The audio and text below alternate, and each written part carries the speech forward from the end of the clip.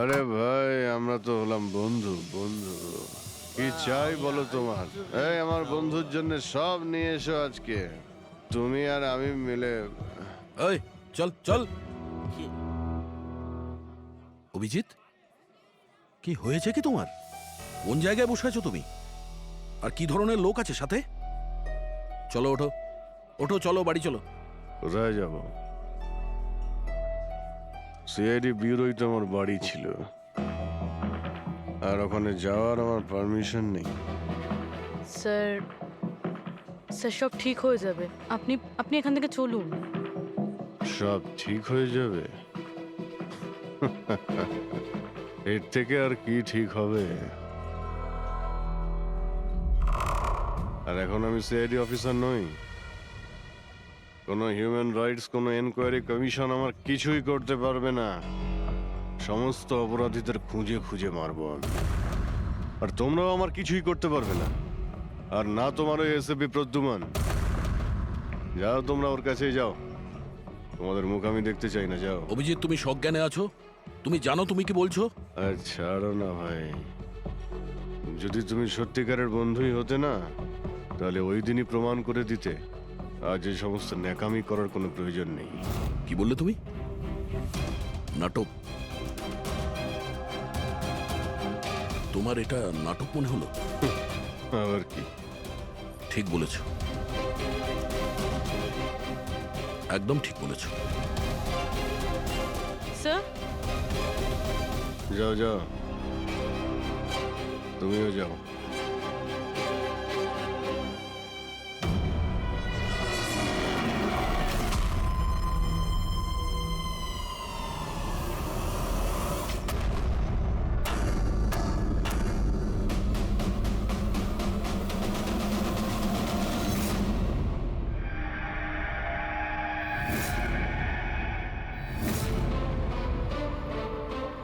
এই, কে এখানে?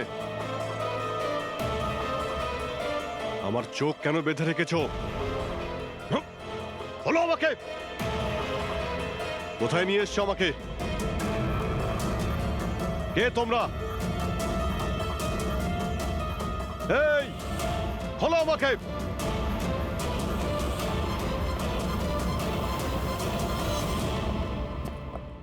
কে তোমরা? হ্যাঁ, চোখ থেকে ওটা খোলো।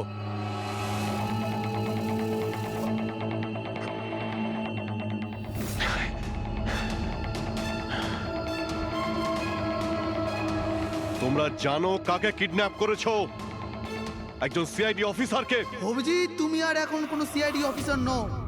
Senior inspector Abhijit CID duty থেকে সাসপেন্ড থাকবে।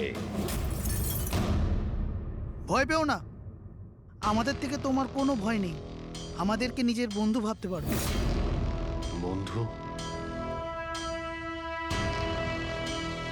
তোমরা কারা বলবে? সব জেনে যাবে অভিজিৎ, আমরা কে আর তোমার থেকে কি চাই।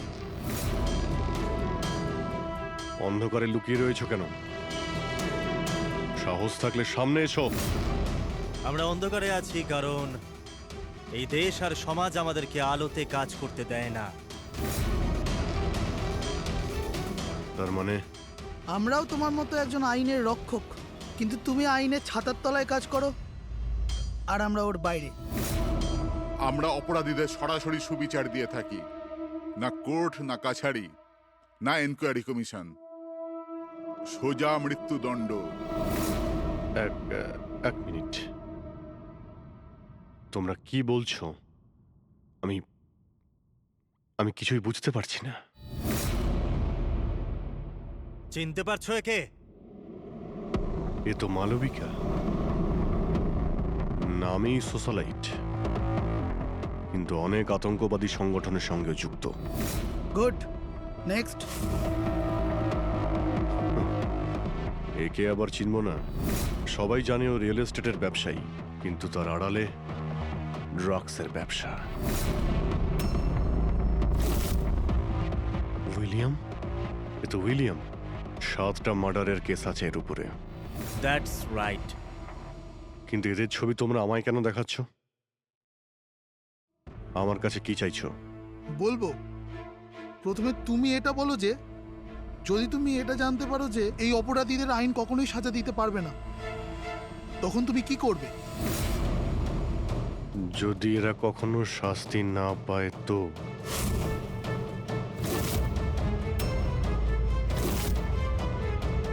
তো আমি এদের নিজেই মারব।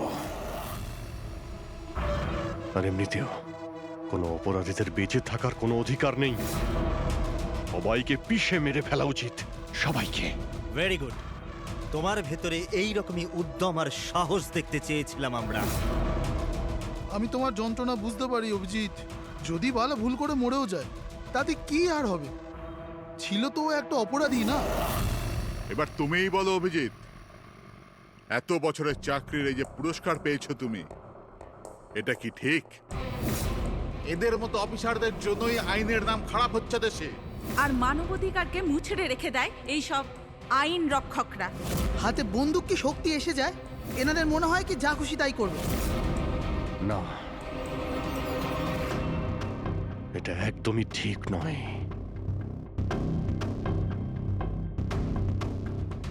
শুধু আমিই জানি সবার সামনে এইভাবে অপমানিত হতে ঠিক কেমন লাগে, কতটা যন্ত্রণা হচ্ছে আমার। আমরা বুঝতে পারছি অভিজিৎ। এই জন্যই তো তোমার দিকে বন্ধুত্বের হাত বাড়াতে চাই। আমাদের গ্যাংয়ের কাজ হলো এই অপরাধীদের শাস্তি দেওয়া, যাদেরকে আদালত খোলা ছেড়ে দিয়েছে। হাত মেলাবে আমাদের গ্যাংয়ের সাথে? এত কি ভাবছো অভিজিৎ? আমাদের সঙ্গে থাকবে নাকি ওই সিস্টেমের সাথে, যে অজান্তে হওয়া একটা ঘটনার জন্য তোমাকে শাস্তি দিয়েছে? আমি জানি না যে তোমরা কারা, তবে লড়াই যখন অপরাধ আর অপরাধীদের বিরুদ্ধে, তখন আমার উত্তর সবসময় হ্যাঁ। কিন্তু এর প্রথমে তোমাকে বিশ্বস্ততার পরীক্ষা দিতে হবে। বিশ্বস্ততার পরীক্ষা? এই লোকটা কে? গগন, যে 5 জন মহিলাকে খুন করেছে, আর আদালত একে মানসিক ভারসাম্যহীন হিসেবে মুক্তি দিয়ে দিয়েছে। নাও রিভলভার আর চালাও গুলি।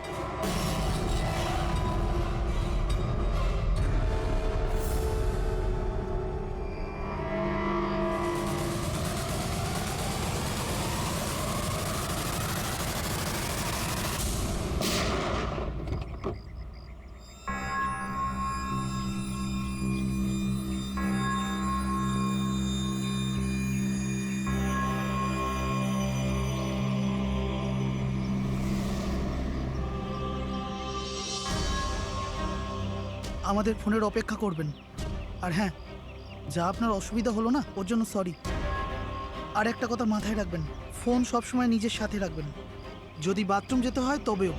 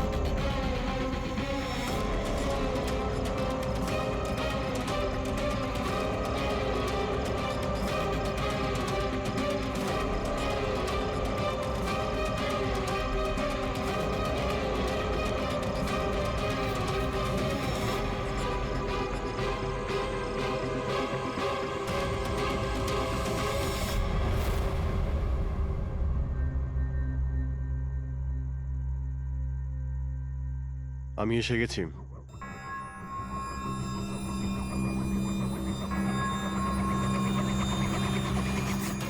আমাদের সন্দেহই ঠিক।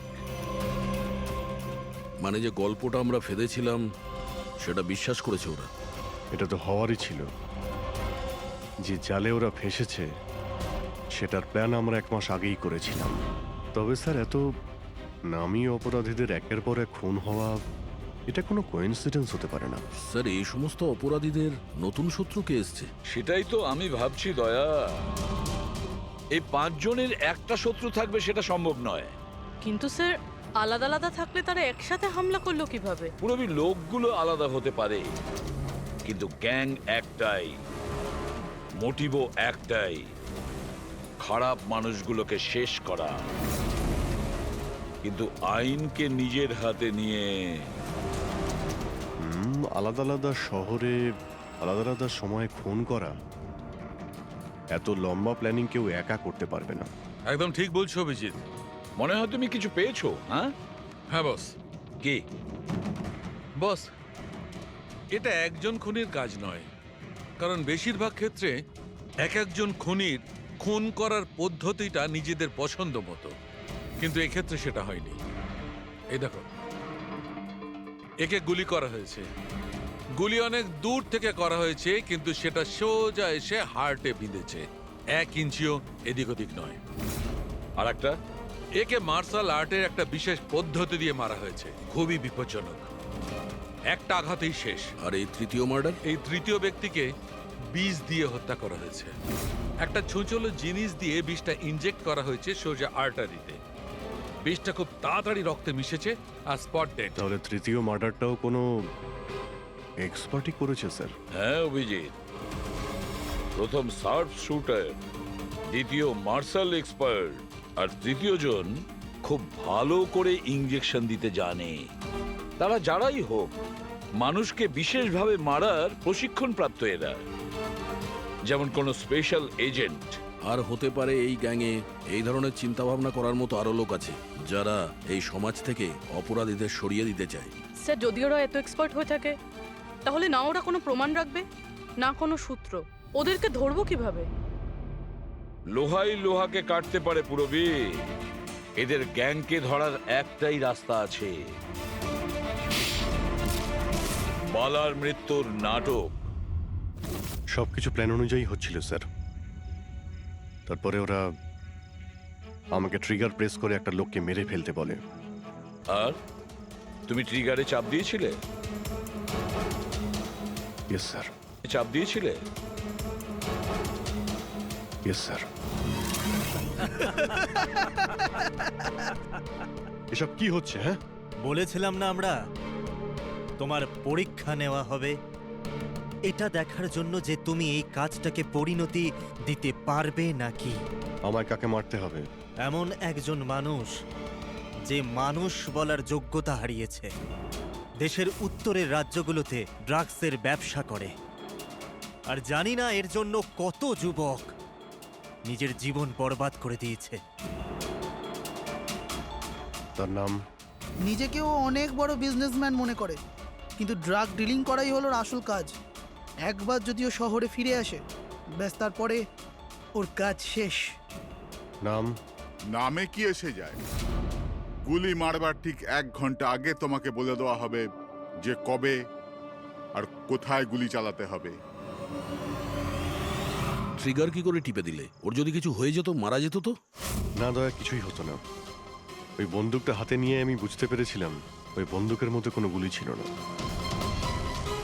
অভিজিৎ, ওদের সাথে এমন ভাবে মিশে যাও যেন তোমাকে সন্দেহ না করতে পারে। এটাই হলো রাস্তা ওদের কাছে পৌঁছানোর। কিন্তু ওরা বড় ধরনের কিছু করে ফেলার আগে যদি আমরা ওদের আড্ডাতে পৌঁছে যাই ওদের গ্রেপ্তার করার জন্য। কিন্তু ওদের আড্ডায় পৌঁছাবো কি করে? তোমার চোখে তো পট্টি বাঁধা থাকে। চোখ বাঁধা ছিল, কিন্তু দয়া, ওদের আড্ডা থেকে বাড়ি পৌঁছানো পর্যন্ত আমি রাস্তাগুলো ভালো করে ফিল করেছি। আর যা কিছু আমার মনে হয়েছিল সব পেন ড্রাইভে রেকর্ড করেছি। এগুলো আমার জামা কাপড় আর জুতো। যদি এর থেকে কিছু সাহায্য পাওয়া যায় ওদের আড্ডায় পৌঁছানোর জন্য। স্যার, যা করতে হবে তাড়াতাড়ি করতে হবে। যে কোনো সময় আমার কাছে ফোন আসতে পারে ওই ড্রাগ ডিলারকে মারার জন্য। আর আমি এই ধরনের কাজ করতে চাই না যার পারমিশন আইন আমাকে দেয় না। যতক্ষণ আইন না বলছে আমরা কাউকে মেরে ফেলতে পারি না, সে কোনো বড় অপরাধী হলেও।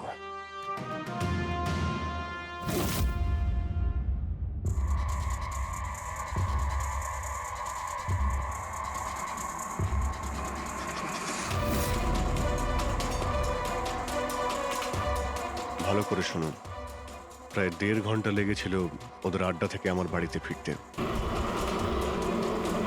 গাড়ির স্পিড 60-এর উপরে যায়নি। 15 মিনিট গাড়ি ট্রাফিক জ্যামে আটকে ছিল। 10-15, আর ঠিক ওই সময় কাউকে শ্মশানে নিয়ে যাওয়া হচ্ছিল। আর হ্যাঁ, যখন আমি আড্ডা থেকে বেরিয়েছিলাম তখন ওখানে কোনো মন্দিরে আরতি হচ্ছিল যা মাইকে বাজছিল। প্রায় সব মিলিয়ে 6টা সিগন্যালে গাড়ি দাঁড়িয়েছিল, আর প্রায় 5টা ফ্লাইওভার ছিল। প্রত্যেকটা ফ্লাইওভার ক্রস করতে 40 থেকে 50 সেকেন্ড লেগেছিল।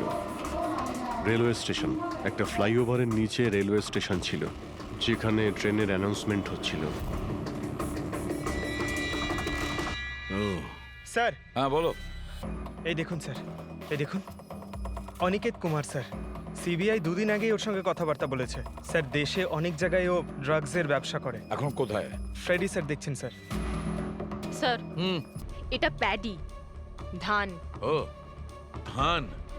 ওই যে তুমি অভিজিতের জামা থেকে যে সুতোটা এনেছিলে সেইটা একটা বস্তা সুতো, পাটের বস্তা।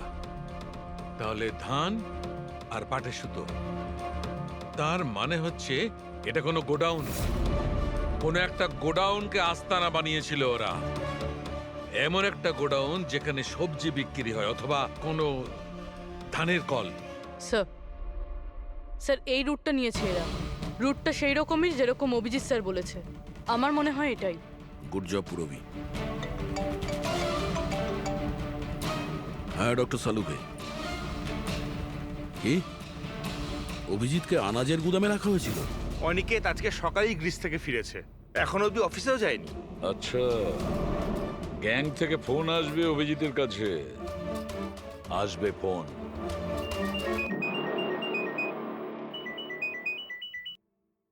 হ্যালো, আপনার জন্য একটা সুখবর আছে অভিজিৎ স্যার। যে সময়ের আপনি অপেক্ষা করছিলেন সেটা এসে গেছে। আজকের এই শুভ দিনে এক অপরাধী শাস্তি পাবে। ঠিক 1.5 ঘন্টা পরে একটা কালো রঙের গাড়ি আসবে আপনার কাছে, আর বলে দেওয়া হবে আপনি কার ওপর আর কখন গুলি চালাবেন।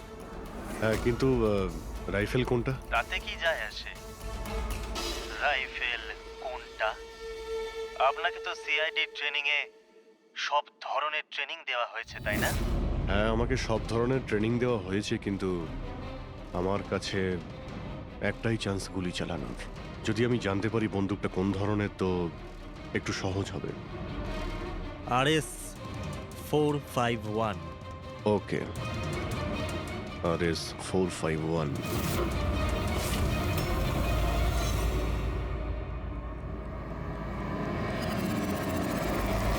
এটা কি বলছেন আপনি? আমার মৃত্যুর ভয় রয়েছে?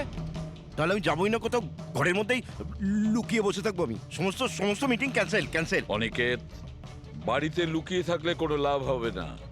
ওরা প্ল্যান করে বসে আছে তোমাকে মারার জন্য। ওরা তোমাকে মেরেই ফেলবে। আপনারা কিছু করুন না, আপনারা সিআইডির লোক, বাঁচান আমাকে। বাঁচাবো আমরা তোমাকে। আর এবার গুলি আমাদের অফিসার তোমাকে করবে। তোমার জামার ভেতরে একটা বুলেট প্রুফ জ্যাকেট থাকবে আর কিছু রক্তের প্যাকেট। কিন্তু স্যার, লক্ষ্য এদিক ওদিক হয়ে গেলে যদি গুলি মাথায় লেগে যেত? কিচ্ছু হবে না, কারণ গুলিটাও নকল থাকবে। আর হ্যাঁ, তুমি তোমার কর্মফল ভোগ করবে। তোমাকে শো করে ওই মাস্টার মাইন্ডকে আমরা আগে ধরবো।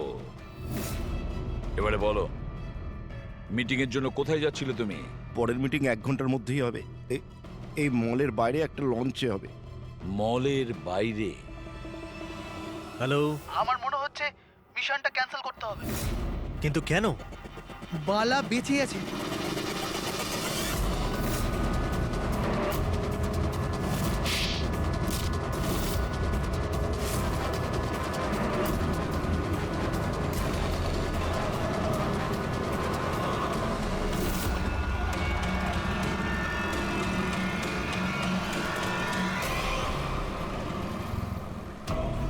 বড় বিশ্বাসঘাতকতা হয়েছে আমাদের সাথে। অভিজিতের হাতে কেউ খুন হয়নি।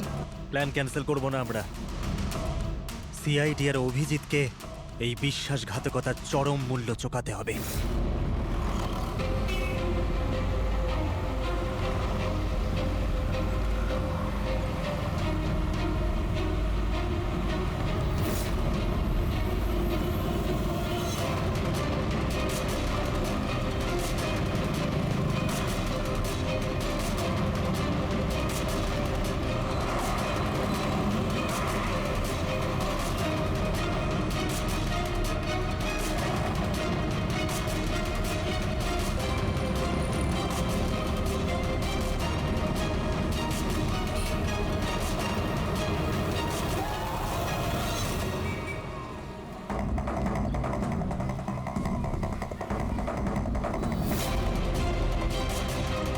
এখানে ওই লোকটা আসতে চলেছে। কিন্তু ওই লোকটা কে?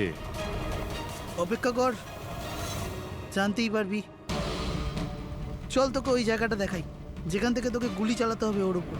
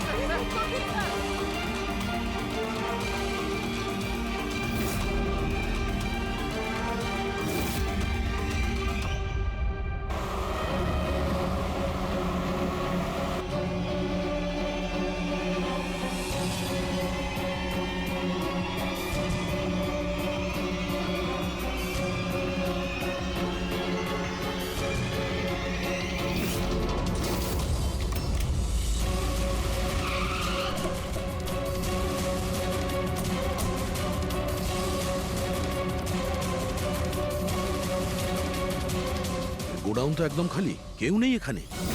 হ্যাঁ স্যার, এটা তো সেই গুদাম নয় যেটা আমরা খুঁজছি। ও দাদা ভাই, কে আপনারা? কি চাই? তুমি এখানে কাজ করো? ইয়েস। এই গোডাউনকে ব্যবহার করছিল কি? না তো, গত 2 বছর ধরে বন্ধ পড়ে আছে। এই গোডাউনটা আমার বস বিক্রি করতে চায়, তা আপনি কি কিনবেন? যদি এটা ওই গোডাউন না হয় তাহলে কোন গোডাউনটা?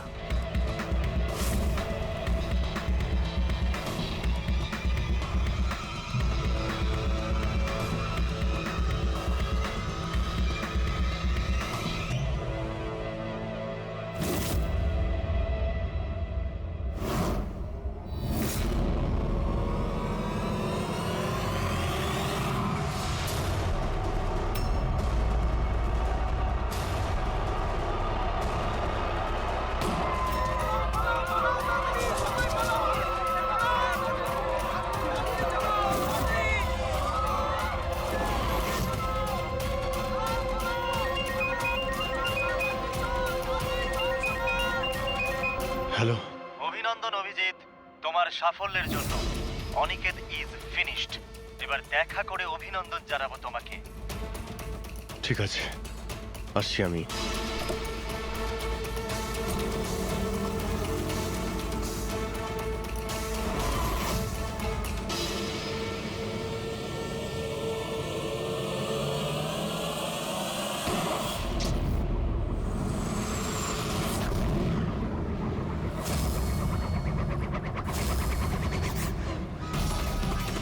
পঙ্কজ, ধরো, ছাড়বে না ওকে। ও নো স্যার। কি হয়েছে? স্যার আমি একটা ভুল করে ফেলেছি, ওই তিলকনগরের গুদামটা মিস করেছি। স্যার এই দেখুন স্যার, ওখানেও একটা মন্দির আছে, শ্মশান আছে, ফ্লাইওভার আছে আর রেলওয়ে ট্র্যাক। আচ্ছা, ওই গোডাউনটা না তো? কত দূর এখান থেকে? স্যার ট্রাফিক জ্যাম নিয়ে 40-45 মিনিট লাগবে। স্যার, অপরাধীরা জানতো আমাদের প্ল্যানটা। অভিজিৎ স্যারের নকল গুলি চালাবার কথা। অভিজিতের সামনে বিপদ, দয়াকে ফোন করতে হবে। দয়া, দেখো অনিকেতকে কেউ গুলি করেছে, আসল গুলি। হ্যাঁ, অভিজিতের সামনে বিপদ। ওদের আড্ডা জানতে পেরেছো? না স্যার, খুঁজছি। তাড়াতাড়ি তাড়াতাড়ি দয়া, আমাদের হাতে টাইম নেই।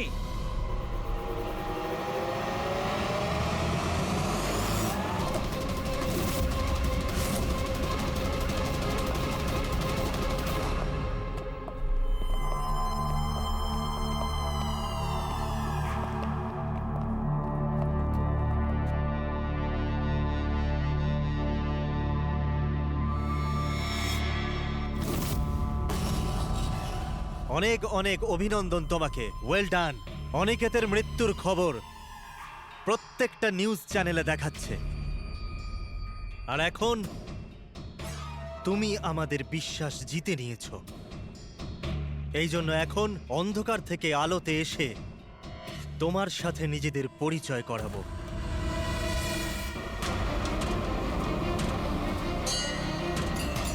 এই মন্দিরটা।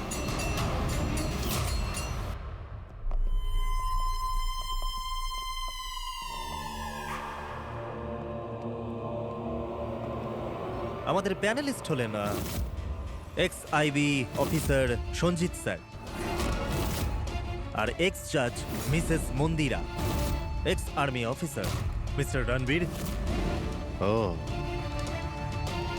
তো আপনারা? হ্যাঁ, আমরা। কেন চমকে গেলেন নাকি আমাদের দেখে? ভুলে গেলেন সেই দিনটা যখন শুধু আমি সমর্থন করেছিলাম আপনাকে?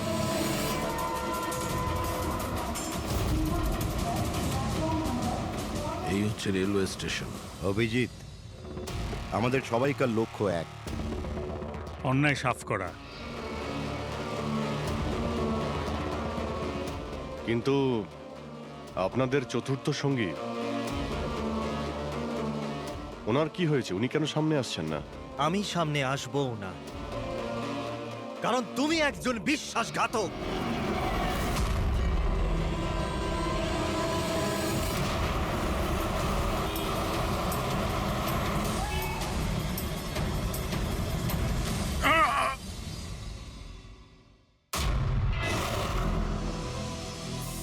বালা বেঁচে আছে? হ্যাঁ, এ বেঁচে আছে, কারণ এই সব কিছু সিআইডির প্ল্যান মাফিক কাজ ছিল, আমাদের ফাঁসানোর জন্য। আর এই হচ্ছে শ্মশান ঘাট। আর অনিকেত? সেও নিশ্চয়ই জীবিত আছে, নিশ্চয়ই এই অভিজিৎকে নকল গুলি মেরেছে। অভিজিৎ, এই বেইমানির জন্য একটাই সাজা, শুধু মৃত্যু, শুধুই মৃত্যু। তুমি আর বালা দুজনেই মরবে, দুজনেই। আর তোকে আমরা মারবো না, তোকে এ মারবে। আমি কেন?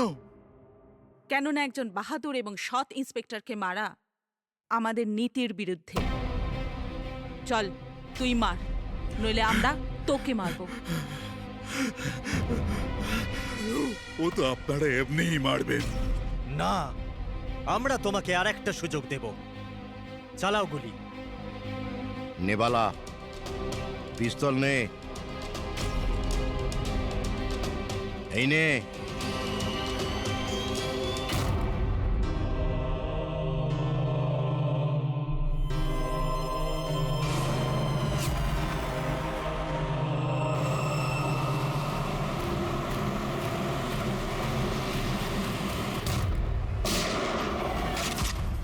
কেউ পালাবে না।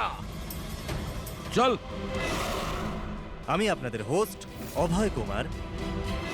আমরা যা করেছি তাতে আমাদের কোনো আফসোস নেই। আমরা তো দেশের জন্য কিছু করতে চেয়েছিলাম, যেরকম আপনারা করে থাকেন। দেশের জন্য কিছু করা তো গর্বের বিষয়, কিন্তু তোমরা যে পথ বেছে নিয়েছো সেটা ভুল পথ, আইনের বিরুদ্ধে। তাহলে আইনি বা কোথায় 100% পারফেক্ট? এটা তো সেই আইনি যেটা থাকা সত্ত্বেও এত অপরাধী সমাজে মুক্ত হয়ে ঘুরছে। ওই অনিকেতকেও আপনি বাঁচিয়ে নিয়েছেন, তাই না? হ্যাঁ, অনিকেতকে আমরাই বাঁচিয়েছি, শুধু গুলি থেকে, আইন থেকে নয়, বুঝেছেন? আর যদি পারফেকশনের কথাই বলেন, তো 100% পারফেক্ট কিছুই হয় না, সেটা করতে হয়। আপনাদের এই চিন্তা ভাবনা কি পারফেক্ট? এর কোন গ্যারেন্টি আছে যে এই সব কিছু করার সময় তোমরা শুধু অপরাধীদেরই মেরেছো, নির্দোষ কাউকে নয়? আর সেই আদালতের কাছে নিজের অভিযোগ জানিও, সেই আদালতকে যাকে তোমরা অশ্রদ্ধা করতে, আর সেই আদালতই তোমাদেরকে সংশোধন করবে। তারপরেই তোমরা বুঝবে যে দেশের আইনের মর্যাদা কিভাবে দিতে হয়। কেসটা খুবই জটিল ছিল স্যার। হ্যাঁ, আবার অপরাধীও ধরা পড়েছে। আরো একটা কেস ক্লোজ। তোমরা কি বাড়ি যাবে না নাকি? কিন্তু এখনো একজন অপরাধীকে ধরতে বাকি আছে। কি দয়া? হ্যালো সিআইডি, কে আপনারা? কি চাই এখানে? আমি বিক্রম, ক্রাইম টিম থেকে। আমাকে এখানকার তল্লাশি নিতে হবে। এই হলো সার্চ ওয়ারেন্ট। তল্লাশি?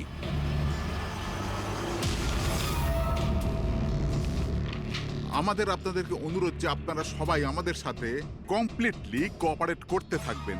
এটা কি আমরা জানতে পারি যে তল্লাশি কেন নেওয়া হবে? দমনের ফাঁসির কেসে আপনাদের সবার এগেনস্টে কমপ্লেন্ট আছে যে আপনারা সবাই এভিডেন্স নষ্ট করতে চেয়েছিলেন।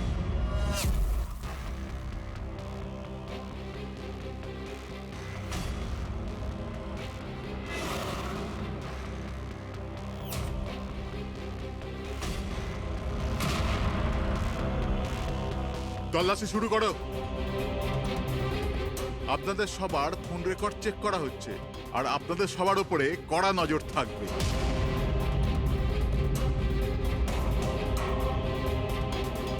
আর হ্যাঁ, আপনাদের সবার সাথে একা একা প্রশ্ন উত্তরও করা হবে। আমার আপনাদের ব্যক্তিগত পরামর্শ হলো, যাই বলবেন একদম সত্যি বলবেন। এটাই সিআইডির ভবিষ্যৎ তৈরি করবে। এই, আমরা সিআইডির কোনো গ্যাসের বেলুন নয়। আর তুমি কে আমাদের ফিউচার ঠিক করার? হ্যাঁ, সিআইডির অস্তিত্ব সত্যের উপরে দাঁড়িয়ে রয়েছে, মিথ্যের উপরে নয়। হ্যাঁ হ্যাঁ, আমি জানি আপনারা সিআইডির লোক, জানি আমি।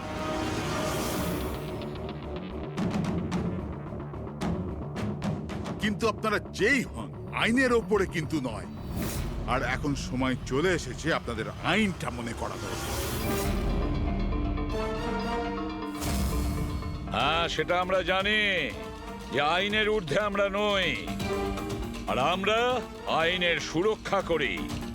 আইনের রক্ষাকর্তা আমরা সিআইডি, আর গর্ব করে আমরা বলি আমরা সিআইডি অফিসার। আর আমাদের প্রতিটা রক্তের বিন্দু, প্রত্যেকটা ফোঁটা সিআইডি দেশের জন্য সমর্পণ করছে। আইনের ইতিহাসে আজ এক ঐতিহাসিক জয়। ভয়ঙ্কর আসামি বালা সিজু, যাকে বাচ্চাদের অপহরণের জন্য প্রত্যেক রাজ্যের পুলিশ খুঁজে বেড়াচ্ছিল, সে শেষ পর্যন্ত সিআইডির হাতে ধরা পড়ে গেল। এখন সিআইডির টিম বালাকে জিজ্ঞাসাবাদ করবে, আর বালাকে জিজ্ঞাসাবাদের ভিডিও বানিয়ে সেটাকে আদালতে প্রমাণ হিসেবে তুলে ধরবে, যাতে বালাকে কঠোর থেকে কঠোরতর সাজা দিতে পারা যায়।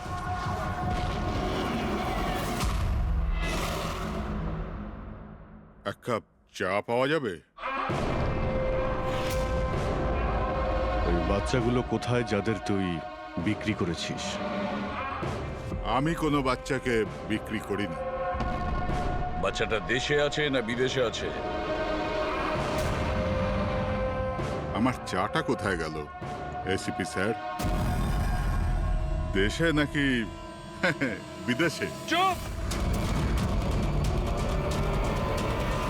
দেখ বালা, ওই বাচ্চাগুলোকেই তাদের মা বাবার কাছে পৌঁছে দেবো, আমি কথা দিয়েছি।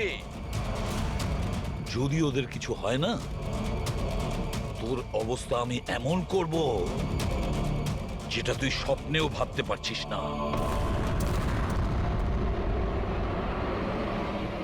এসিপি স্যার, আমাকে হুমকি দিচ্ছেন? তোর কপাল ভালো যে আমরা শুধু মুখে বলছি, কিন্তু যদি দয়া থাকতো তো কি করতো? খুব বেশি হলে আমার জন্য এক কাপ চা নিয়ে আসতো।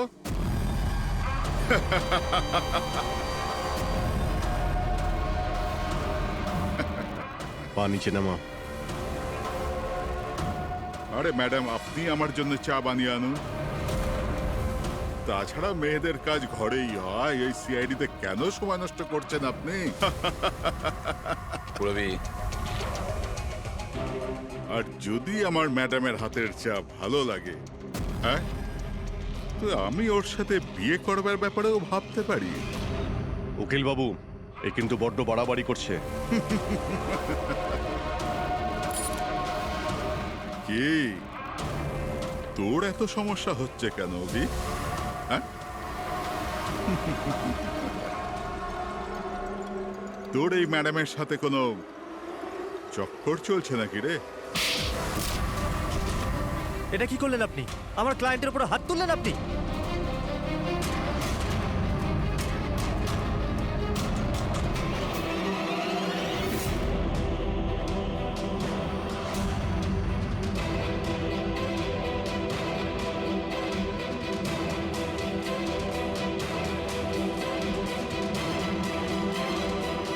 Sir, sir, he is dead. কি?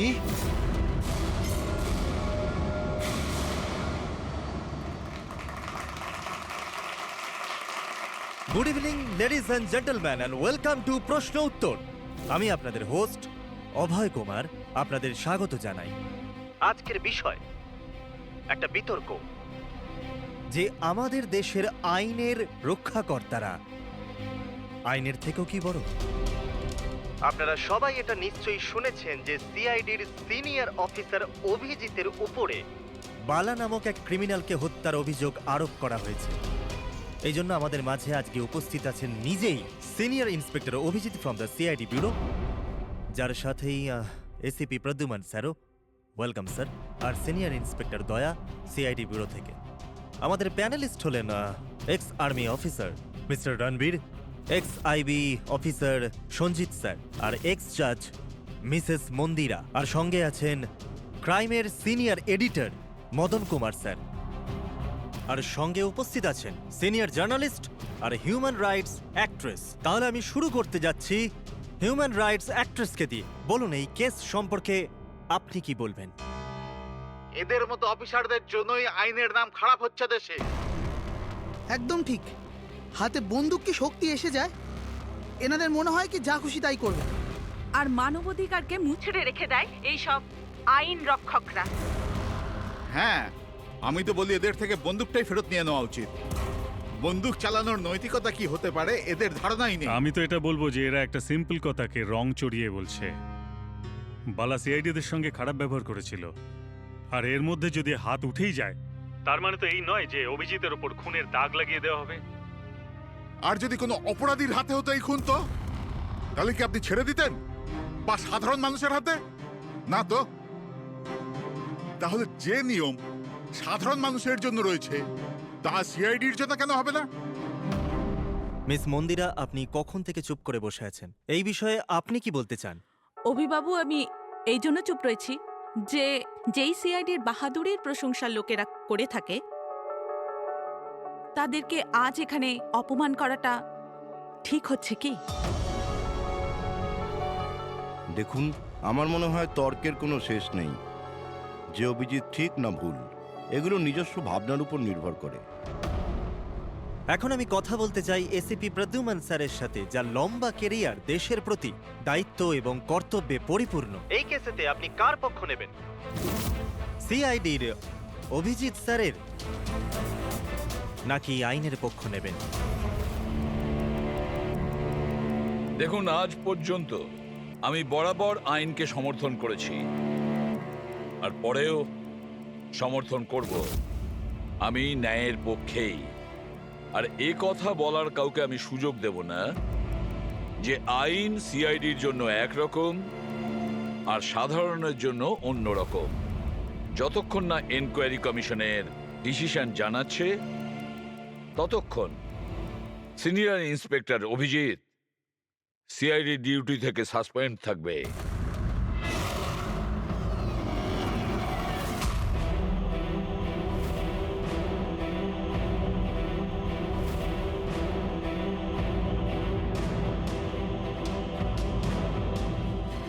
এক মিনিট স্যার।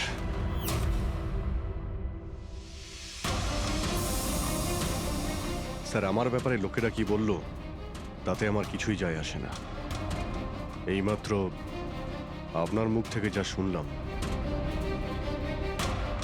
তাতে খুব কষ্ট হচ্ছে স্যার। যা কিছু হয়েছিল আপনার সামনেই হয়েছিল, আপনি ওইখানে ছিলেন। আপনার বুকে হাত দিয়ে বলুন তো স্যার, আমি কি ইচ্ছে করে ওই লোকটাকে মেরেছি? আর যদি আপনার উত্তর হ্যাঁ হয়, তাহলে আমি আদালতের সিদ্ধান্ত শোনার আগেই নিজে গিয়ে ফাঁসি কাটে ঝুলে পড়বো স্যার। অভিজিৎ, রিল্যাক্স। না দয়া, অনেক হয়েছে। এরকম অনেকবারই হয়েছে। অনেক সময় দেখেছি কিছু মানুষেরা আমাদের উপরে অপবাদ দেয়, আর স্যার আমাদের পক্ষে থাকার বদলে আমাদের সাসপেন্ড করে দেন। আর আপনারা বড় বড় কথা বলছিলেন মানবাধিকারের। কি বলছিলেন আপনি? আমাদের হাত থেকে বন্দুক নিয়ে নেওয়া উচিত। আজ আপনারা বাড়িতে সুরক্ষিত হয়ে যে হোলি আর দীপাবলি কাটাতে পারেন, সেটা সেই কারণ আমাদের হাতে বন্দুক রয়েছে। সারা রাত ধরে আমরা জাগি যাতে আপনারা নিশ্চিন্তে ঘুমোতে পারেন। যখন অপরাধী এইখানে কপালে বন্দুক ঠেকায় না আর বুকে গুলি চালানোর জন্য হুমকি দেয়, ঠিক তখন আপনাকে এটা মনে করিয়ে দেওয়া হয় যে আপনি অপরাধীকে গুলি করতে পারবেন না, শুধু পায়ে গুলি করতে পারবেন। সেই দিন আমি আপনাদের কাছে হিউম্যান রাইটস আর মানবাধিকারের স্পেলিং জিজ্ঞাসা করব। সেই দিন। আজ আমি সবার সামনে জোর গলায় বলতে চাই, বালার মতো অপরাধীদের বেঁচে থাকার কোনো অধিকার নেই। এমনি তো আদালত তোকে ফাঁসিরই হুকুম দিত। আগে মারা গেছে বলে এত প্রশ্ন কিসের জন্য? এত বছর ধরে সিআইডি যদি আমার হাত বেঁধে না রাখতো, তাহলে এই অপরাধীদের অনেকদিন আগেই আমি শায়েস্তা করে দিতাম। আর এমনিতেও এমন আইন থেকে কি লাভ যা অপরাধীদের শাস্তি দিতে পারে না? আর সেই আইন আমায় কি সাসপেন্ড করবে? আমি নিজেই আইনকে সাসপেন্ড করছি।